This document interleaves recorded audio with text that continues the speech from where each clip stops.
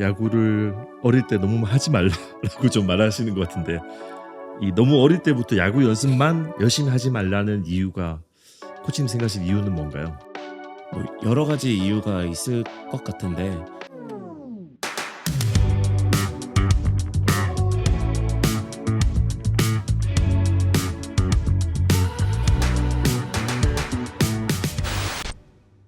세상의 모든 움직임을 탐험하다 최준하의 움직임 수다방 모션다방에 오신 것을 환영합니다. 저는 호스트 정형외과 전문의 최준하입니다.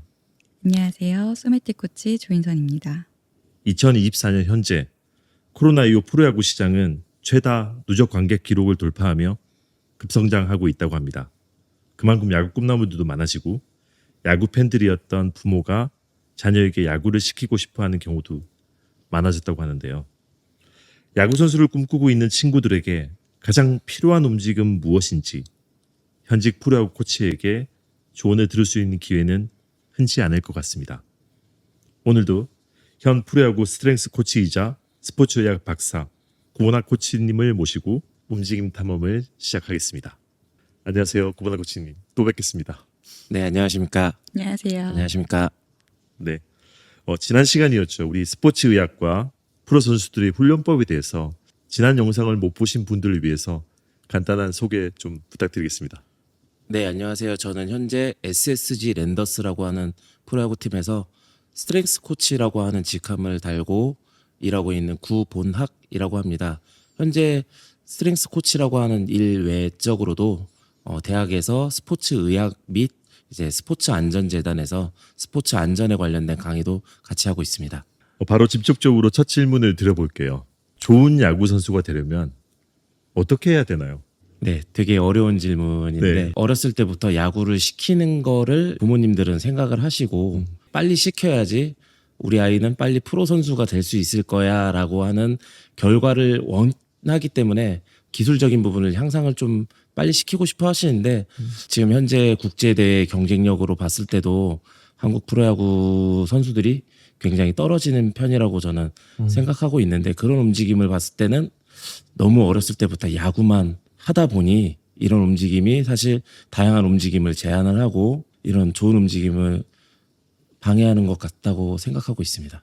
야구를 어릴 때 너무 하지 말라고 좀 말하시는 것 같은데, 이 너무 어릴 때부터 야구 연습만 열심히 하지 말라는 이유가, 코치님 생각하시는 이유는 뭔가요? 이제 인간의 움직임을 봤을 때는 뭐 여러 가지 움직임에서도 특히 달리거나 점프를 잘하거나 기본적인 체력적인 부분을 중시하는 것도 이런 부분에서 조금 필요한데, 야구만 너무 열심히 하다 보면 그런 기본적인 체력적인 부분을 좀 더 등한시하고 기술적인 체력만 조금 더 상승시키는 효과가 있지 않을까 생각합니다. 프로야구 선수들이 이 기초 체력이 많이 떨어진 경우도 많이 있나요? 네, 많다고 생각하고 있습니다. 왜냐하면 프로에 온 선수들을 대상으로 기초적인 네. 점프나 팔굽혀펴기나 턱걸이나 이런 부분을 측정했을 때 그런 평균적인 수치에 못 들어오는 선수들도 굉장히 많고요. 말 그대로 달리고 있는 동작도 어설픈 친구들도 많고 그런 기초적인 부분이 떨어진 친구들이 많다고 생각합니다. 상당히 좀 의외네요. 기술만 뛰어난 친구들이 많다는 거는 우리나라 선수 스카우트 방식에서 기술 중심이라서 그런가요? 제가 알기로는 미국에서는 선수를 스카우트하는 방식이 우리나라와 조금 다른 걸로 알고 있거든요. 미국 같은 경우는 컴바인이라고 하는 제도를 통해서 이 선수가 얼만큼 잘 달리고 잘 뛰고 잘 판단하는 능력까지 종합을 해서 그런 선수의 성장치까지, 혹은 이 선수가 얼만큼 경기력을 낼 수 있는 것까지도 판단의 요건이 들어갈 수 있다고 보는데, 한국에서는 사실 이제 결과적인 이 선수가 3학년 때 혹은 그 전 학년 때 얼만큼 잘 던졌느냐 혹은 잘 쳤느냐, 얼만큼 수비를 잘했느냐, 그런 야구적인 기술적인 부분을 놓고 보다 보니까 체력적인 부분을 평가하기에는 너무 요소 자체가 작다고 생각하고 있고요. 결과값으로 많이 평가하는 느낌이 있습니다. 좀 결과를 중시하는 우리나라 문화랑도 좀 연관이 있겠네요. 아무래도 저는 우리나라가 굉장히 스포츠의 선진국으로 가고 있다고 생각이 드는데, 아직까지 이런 얘기를 들어보면 평가하는 방식이나 선수 스카우트하는 방식에서 결과만을 중요시하는 문화들이 좀 아직도 만연하고 있는 것 같습니다. 네, 이건 저도 그 생각엔 동의하고 있습니다.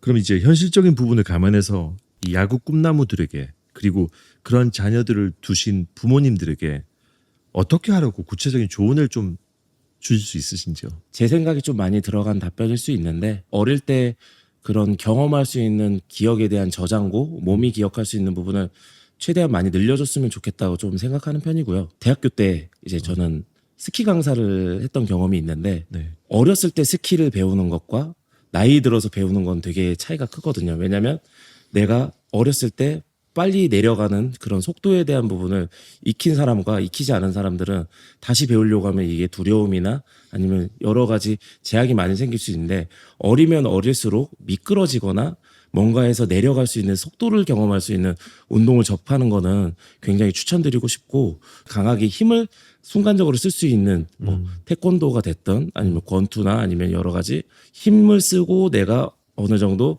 힘을 조절할 수 있는 방법을 배울 수 있다고 생각하고요. 사회성에 관련된 부분을 좀 더 접하려면 단체나 구기 종목 같이 여럿이서 올릴 수 있는 운동을 하면 순차적인 부분에 대해서 발달적으로 좀 더 도움이 되지 않을까 생각하고 있습니다. 결국 어렸을 때부터 다양한 움직임을 통해서 신경계를 좀 발달시키라는 말씀인 것 같아요. 네. 성인이 되면 아무래도 새로운 움직임에 대한 두려움도 커지고 가소성 자체도 약간 제한되는 측면이 있기 때문에 어렸을 때만큼 자연스럽게 취하되기는 어렵겠죠. 제가 지난주에 뉴진스의 슈퍼내추럴이라는 곡을 이제 댄스 안무를 배웠는데 10초도 안 되는 안무였는데 제가 90분 동안 배웠는데 제 머릿속에 있는 거랑 손발이 따로 노는 경험들을 계속하면서 너무 좌절을 했거든요. 어릴 때 배웠던 자전거는 20년 지나도 그냥 뭐 아무렇지 않게 타잖아요. 근데 제가 어렸을 때 이 신경계 춤을 췄던 그리고 손발이 코디네이션에 잘되면서 움직인 경험이 없다 보니까 그게 너무 힘들더라고. 어렸을 때 조금 더 다양한 움직임을 만들어 보고 다양한 운동을 해보는 것도 어떻게 보면 운동을 잘할 수 있는 야구를 잘할 수 있는 조건에 부합하지 않을까 생각하고 있습니다.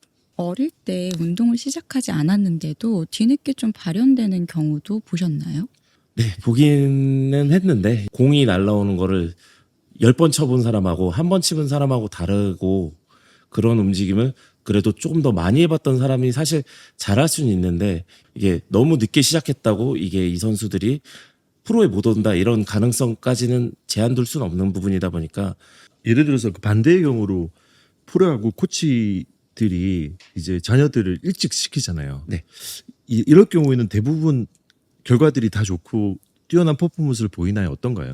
제가 뭐 주변에서 봤던 여러 프로야구 코치님들 남자 자제분들은 열에 9분 야구를 시키더라고요. 저 또한 뭐 저희 아이가 아들이었으면 야구를 시키고 싶었을 건데 결과로 봤을 때는 프로 야구까지 입성시키는 부모님들, 그러니까 아이들이 잘 돼서 오는 케이스는 거기서 절반도 못 미친다고 보고 있습니다.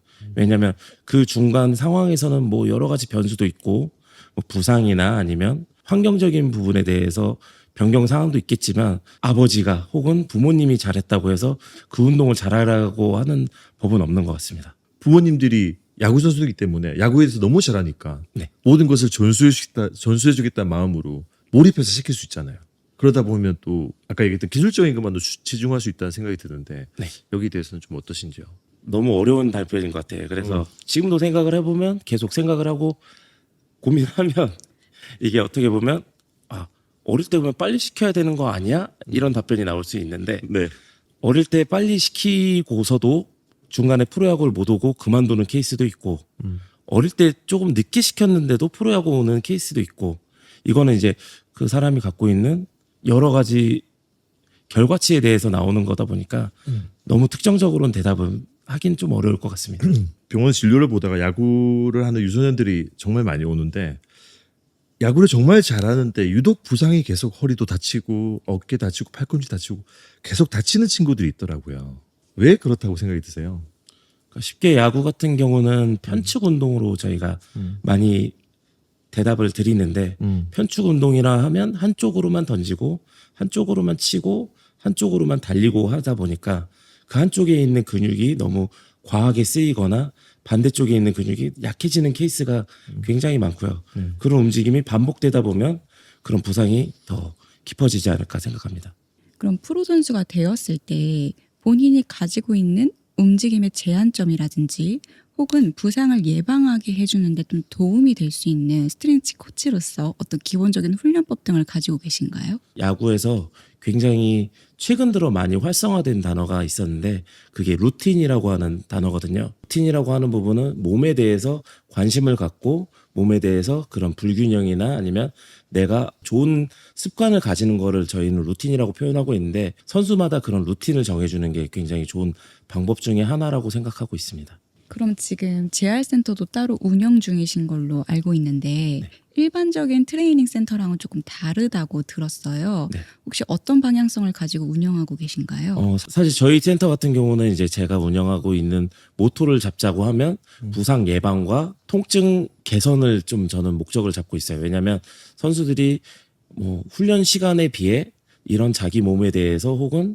내가 회복할 수 있는 부분 자체가 많이 부족하다 보니까 특히 유소년 선수들의 경우는 시간적인 여유가 없다 보니까 그 선수들이 방문했을 때 이 선수들이 회복할 수 있는 부분부터 아픈 부분을 개선할 수 있는 부분부터 저희는 접근을 하고 통증이나 아니면 불편함이 해소되는 시점부터 운동으로 접근을 해서 기능적인 부분까지 연결하는 시스템으로 갖추려고 하고 있습니다. 일반인들도 좀 오나요? 요즘에 스포츠에 관심 있는 사람들은 요즘 이런 코치님이 운영하시는 전문 재활센터를 찾아서 운동하시는 분들이 꽤 있는 걸로 알고 있는데 많이 늘어난 추세고요. 필라테스 강사 선생님인데 저는 이런 동작 때 이게 안 돼서 오는 분도 혹은 웨이트 트레이닝을 즐겨 하시는 분인데 스쿼트 할 때마다 어떤 통증이 생기는데 이걸 해석해 줄 수 있느냐로 문의해서 찾아오시는 분도 있고 한데 그런 기능 부전에 대해서 저희가 평가를 하고 그걸 처치하기 위해서 오는 분들이 주라고 보시면 될 것 같아요. 나의 아이를 이 야구 선수로 키우고 싶은 분이 이 영상을 클릭하셨다면 언제부터 뭘 시켜야 하고 어떤 코스를 밟아야 하는지 궁금하고 걱정도 많아서 보기 시작하실 것 같은데요. 야구만 시키지 말고 어릴 때 좀 더 다양한 경험을 시키라는 코치님이 조언이 좀 잘못 들으면 꽤 충격적으로 들리실 수도 있을 것 같아요. 어떻게 생각하세요? 네, 좀 오해의 소지 있는 부분은 저도 생각을 하고 있지만 이런 선수들이 프로야구 선수를 그만두고 난 이유를 보게 되면 너무 어렸을 때부터 야구만 했다는 기억에 갇혀서 다른 걸 쉽게 시도하지 못하는 선수들도 굉장히 많이 케이스를 봤거든요. 그랬을 때는 차라리 조금 더 어렸을 때는 다양하게 운동뿐만 아니라 여러 가지 경험, 뭐 미술이 됐든 음악이 됐든 혹은 이제 여러 가지 움직임이 됐던 다양한 경험을 하는 게 선수 생활을 하고 난 이후에도 그런 정신적인 건강 쪽에도 많이 도움이 되지 않을까 저는 생각하고 있습니다. 유소년들을 보면서 좀 정신적으로 행복했으면 좋겠다. 운동을 하면서 행복했으면 좋겠다라고 생각했는데 행복해하면서 즐거워하는 친구들을 많이 못 봤어요. 그리고 이제 부상으로 힘들어하는 친구들 많이 봤고 오히려 부상이 되고 뭐 퍼포먼스가 안 나오니까 자발적으로 유급을 해가지고 다시 또 도전하려고 하는데 즐겁게 하지 않고 굉장히 스트레스를 받으면서 하더라고요. 부모님들 경우에는 네. 프로야구에 진출을 하면 내가 이제 해야 되는 거는 다 끝났다 이렇게 생각하시는 분들이 굉장히 많으세요. 네. 중고등학교 이제 유소년 때는 이 선수들 되게 아프면 안 되지 뭐 하면 안 되지 이거 해야 되는데 얘가 꼭 프로 가야 되는데 이런 걱정이 많으신데 네. 막상 프로에 진출하고 나서 난 이후에는 오히려 관심이나 그냥 난 보냈으니까 이제 내가 맡은 역할이 끝난 거야라고 생각을 많이 하시는데 프로야구 같은 경우는 시즌 중으로 그냥 보게 되면 일주일에 주 6일을 야구를 하거든요. 네. 그리고 월요일 하루 휴식을 갖는데 하루 휴식 때 어떻게 스트레스를 푸는지도 굉장히 이게 저는 되게 중요하다고 보는데 네. 정말 이 선수들은 특히 2군 야구 선수들은 네. 숙소에서 gat혀서 구단에 있는 시설에 머무는 경우가 굉장히 많거든요. 그랬을 때 그 선수들이 그 머물면서 그 공간에서 할 수 있는 거는 굉장히 드물거든요. 그랬을 때 담배를 안 폈던 선수들이 프로에 와서 갑자기 담배를 시작하든지 쉬는 날 전날 일요일에 술을 굉장히 많이 마시든지 근데 그 케이스를 보게 되면 그 동나이 때 친구들 대학교 1학년 2학년 학생들은 MT를 가고 여자친구를 만나고 여행을 가고 많은 경험을 할 수 있는데 프로야구에 온 선수들은 딱 그 야구만 하고 있다는 현실 자체가 굉장히 선수들한테 스트레스가 굉장히 가중된다고 저는 생각하고 있고 앞으로 야구를 그만두고 나서도 정서적으로도 사실 저는 굉장히 많이 걱정되는 부분이라고 생각하고 있습니다. 물론 지금 우리가 다양한 움직임을 하는 것도 중요하지만 두 가지 즐거운 걸 해야 되고 두 번째는 명확한 목표 의식이 있어야 된다라고 생각이 드는데 지금 유소년들한테 제가 느끼는 거는 그런 것들이 좀 부족하지 않나? 그리고 그런 것들을 우리들이 움직임을 가리키는 저랑 코치님이나 소마 코치님이 해야 되지 않나 이런 생각이 좀 들었습니다. 저는 그래서 회복이 되게 중요하다고 느끼는 게 신체적인 회복도 분명히 필요한데 프로에 온 선수들은 정서적인 회복도 굉장히 필요하거든요. 네. 그러면 이제 중고등학생들도 그만큼에 대한 회복할 수 있는 정서적이 됐든 신체적이 됐든 그런 시간이 충분히 주어주면 좋겠습니다. 근데 그게 너무 없죠. 지금 네, 많이 없습니다. 많이 없고 어른들인 우리가 그걸 만들어줘야 될 것 같고 그런 분위기들을 좀 만들면 좋지 않을까 이런 생각이 듭니다. 오늘 저도 깊이 공감하고 또 많이 배웠습니다. 누군가에게는 분명 큰 울림과 도움이 되셨을 거라고 확신합니다. 오늘 너무 좋은 말씀 다시 한번 감사드립니다. 그럼 저희는 다음 시간에 다른 주제로 찾아뵙겠습니다. 감사합니다. 감사합니다. 감사합니다.